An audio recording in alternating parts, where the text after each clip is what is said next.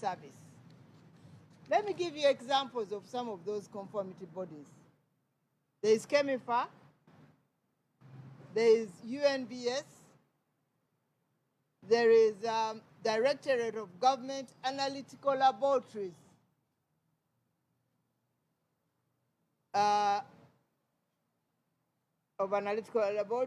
and medical laboratories, and others. So what is the purpose of this bill? Number one, to establish that the Uganda National Accreditation System as a legal entity is responsible for carrying out accreditation in respect of conformity assessment and calibration under Ministry of Trade, Industry and Cooperatives. It provides for an internationally recognized national accreditation system as a crucial element of a well-functioning technical infrastructure that is aligned to international best practices.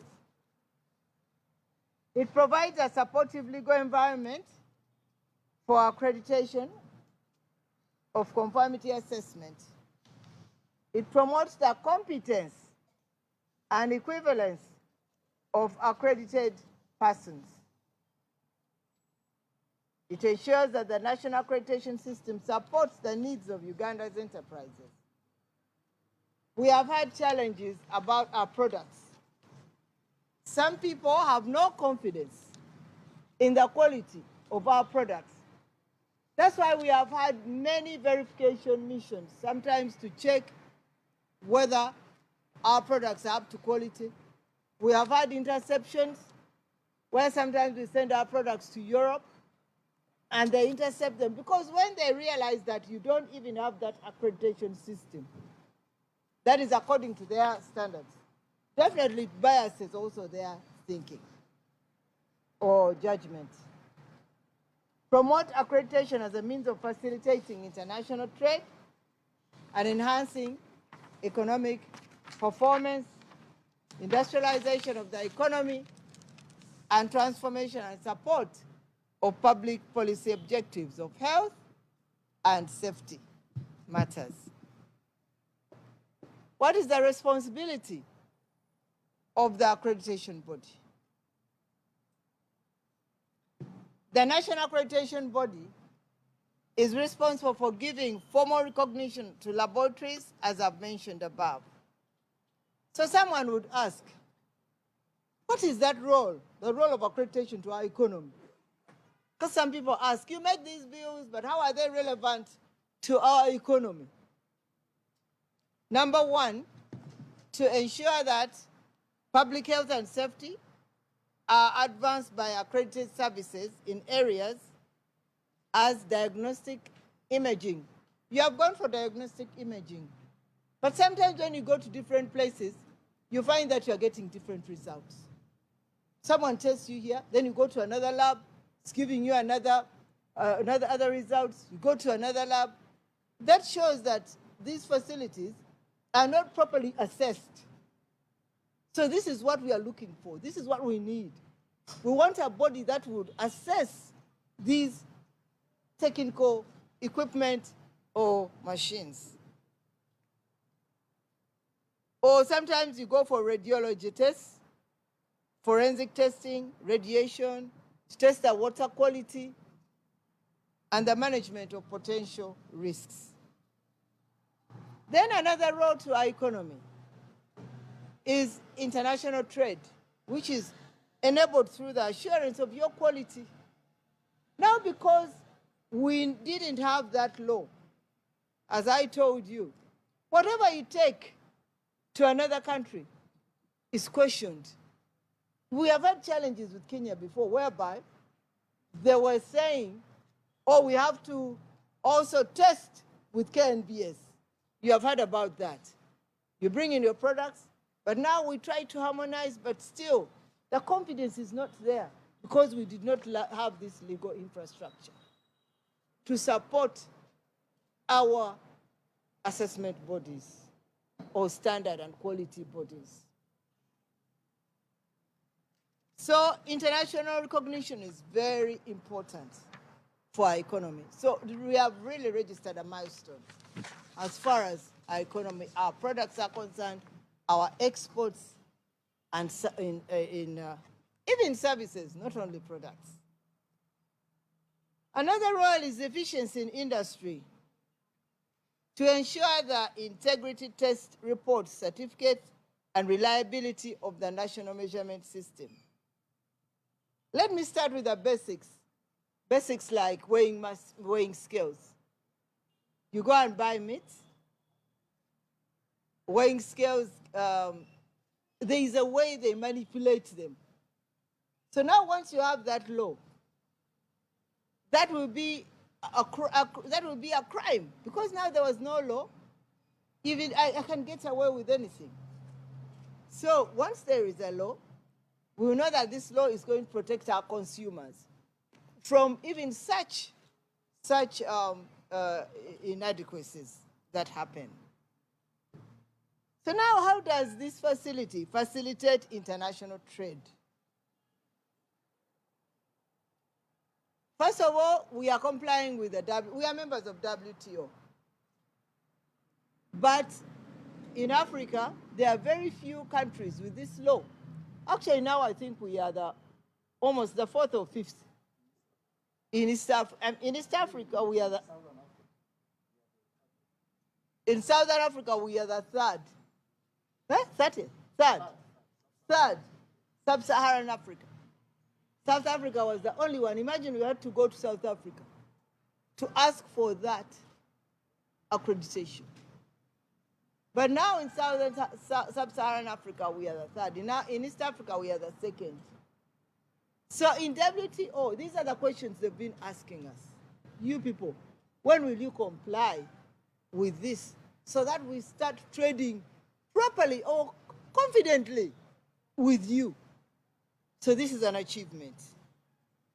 So through overcoming these technical barriers that have been there to trade, it will increase the speed at which goods pass through the border. Because remember, sometimes going through these borders, our goods will be held there for some time because they want to make sure that they're importing the right thing, the quality.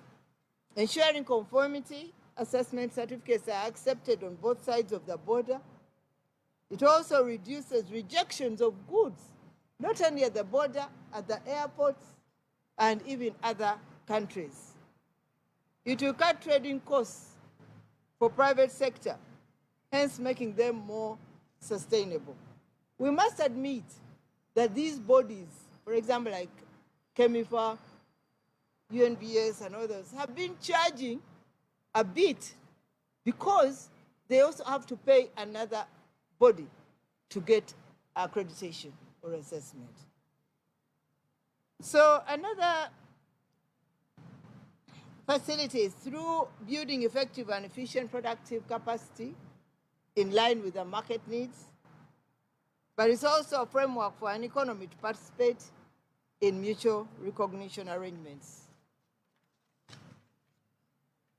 So now, which are the entities that are going to be regulated by accreditation services in this country? Number one, of course, Uganda National Bureau of Standards, through the testing, calibration, laboratories, product certification, and import certification. Then the Public Conformity Services also will go to the Directorate of Government Analytical Laboratories at Wandegear, under Ministry of Internal Affairs. Those have to be accredited. Another one is Kawanda Research.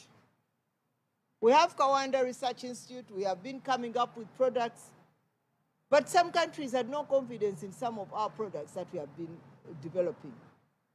But now with this assessment body that we are going to create, definitely it's going to take them an extra mile. Uganda Fisheries Laboratories, we have had issues with our fish on the market, especially European Union. At one time, they even banned us But when they scrutinize our documents, they realize that we didn't even have this law in our country. So these are the challenges we've had in marketing our goods abroad. The other one will be Dairy Development Authority, Laboratory at Ministry of Agriculture. The other one also that is going to be assessed, Central Materials Laboratory. Where is that one? Central Materials Laboratory, where is that? Ntinda. Central Materials Laboratory. Eh? Okay. National Drug Authority. Public medical laboratories such as in Mulago, tuberculosis laboratory at Luzira, and others. Then research laboratories in universities and high technical institutions. Inspection services at Ministry of Transport and Works across the country. Chemifa Uganda Limited for testing and inspection services. SGS, St. Elizabeth's Food Testing Laboratory. Private manufacturing laboratories. Private medical laboratories like Ebenezer Medical Laboratories, Case Medical Center, all these, they have to be assessed by that body to ensure that they're actually offering quality and standards to the consumers. Uganda Organic Certification of Organic Products, Bureau Veritas, Intertech, and many others. So currently, some of these conformity assessment bodies, like UNBS, NDA, TB Laboratory Luzira, are accredited at very high costs. But this will lower the cost at least by 40 to 50%. Because sometimes Chemifa would say they are testing your products and they will charge you a lot of money because they are also hiring services, accreditation services from another country. Now, I'd like to cite an example that every assessment of one product, especially abroad, because we're doing it abroad, like South Africa, they were charging us 11,000 US dollars per one assessment. And that one would last for only a year, so you have to go back. But then that is also not enough. You have to be accommodated, transport, or you have to bring in experts, and you pay a lot of money to them. So now, I'm glad that all this is over. So what are the benefits? Because someone would say, okay, you're talking about all this. What are the benefits? The first benefit is goes to government and regulators. How? Better regulation. Since accreditation will enhance a paradigm shift from quality to safety and effective service delivery. It facilitates good governance based on risk assessments to enhance objective decisions. By us, some of the ministries, the decisions we take, they also have to be quality. Do we have fair markets and health and safety for patients? Increase public confidence and demonstrates due diligence in an event of legal action. So, facilitation of global business and trade. Of course, as we said, multilateral arrangements between national accreditation authorities have helped. They have helped us to facilitate us to be able to achieve this. It will also reduce the cost of doing business. So now to consumers and environment.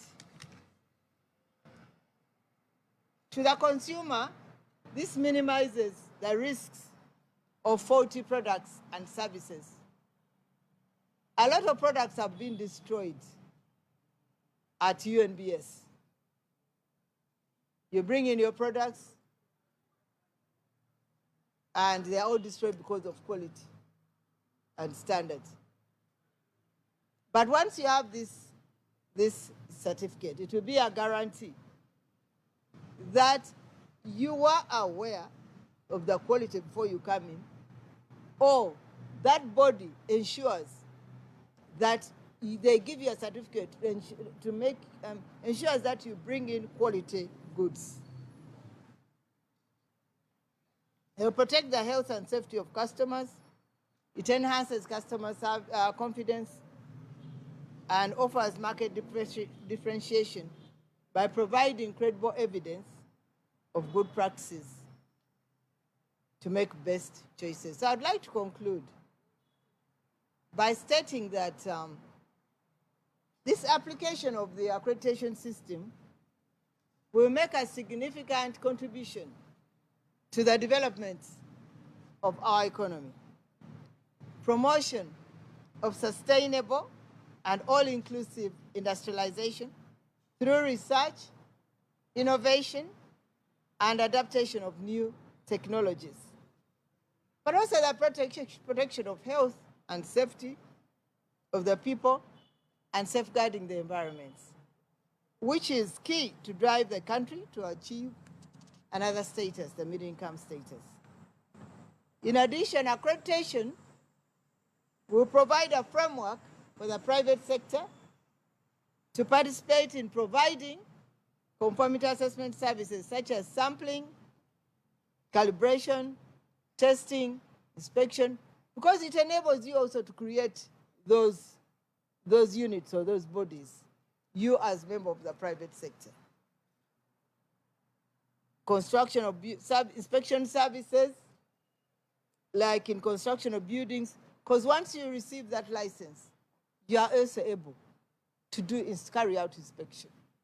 That is why you find that it was only UNBS, you know, we wanted so many other private people also to be involved in quality, in availing quality services.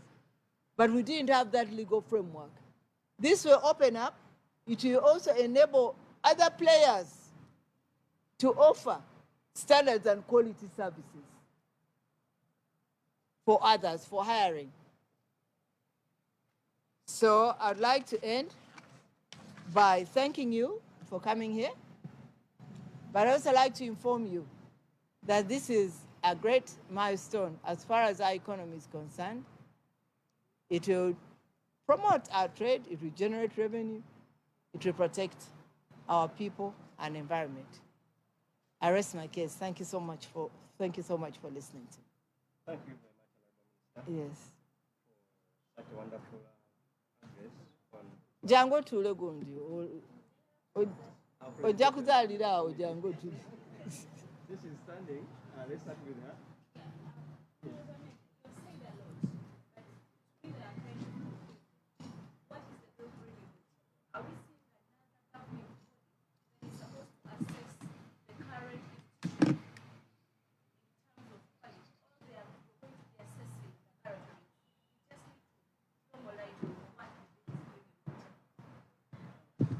Thank you very much. Let's have Mumbere. Yes, Mumbere.